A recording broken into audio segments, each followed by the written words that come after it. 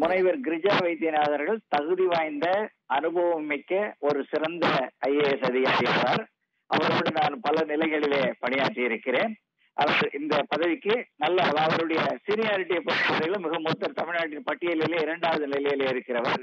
அவர் நல்ல அனுபவம் வாய்ந்த நேர்மையான சிறப்பான ஒரு தகுதிமிக்க அதிகாரி. ஆகிய அவருடைய நியமனம் அனைத்து IAS வட்டாரத்திலும் திருப்தியையும் மகிழ்ச்சியையும் தரும் என்பது என்னுடைய கருத்து. திரு தனவேல், இப்ப முனைவர் கிரிஜா வைத்தியநாதன் அவர்கள் மதுரை மாவட்ட ஆட்சியராக இருந்திருக்கிறார். குறிப்பாக மருத்துவத்துறையில் மட்டுமே 15 ஆண்டு காலத்திற்கும் மேலாக பணியாற்றி இருக்கிறார். தஞ்சாவூர் மாவட்டத்தை சேர்ந்தவர். இப்ப இந்த மாதிரியான நிறைய விஷயங்கள் இவங்க கிட்ட இருக்கு. அப்படிங்கும் போதும் சீனியாரிட்டி அப்படிங்கிற ஒரு அடிப்படையில மட்டும் ஒரு தலைமை செயலாளரை நியமிப்பார்களா, அல்லது வேறு என்னென்ன விஷயங்கள்லாம் கருத்தில் கொள்ளப்படும் ஒரு தலைமை செயலாளரை நியமிப்பதற்கு முன்னால்? அதாவது தலைமைச் செயலாளர் அந்தஸ்துக்கு உரிய சீனியாரிட்டி இருக்கிறதா என்பது முதல்ல பார்ப்பார்கள். அதை பொறுத்தவரையில் இவருக்கு முழு தகுதி இருக்கிறது. அதற்கு அடுத்தாற்போல் அவர் ஒரு நேர்மையான சிறந்த ஒரு நல்ல அனுபவம் மிக்க அதிகாரி. குறிப்பாக சுகாதாரத்துறையிலே அவருடைய அனுபவம் ஒரு நிபுணத்துவம் மிக்க அனுபவம் உண்டு.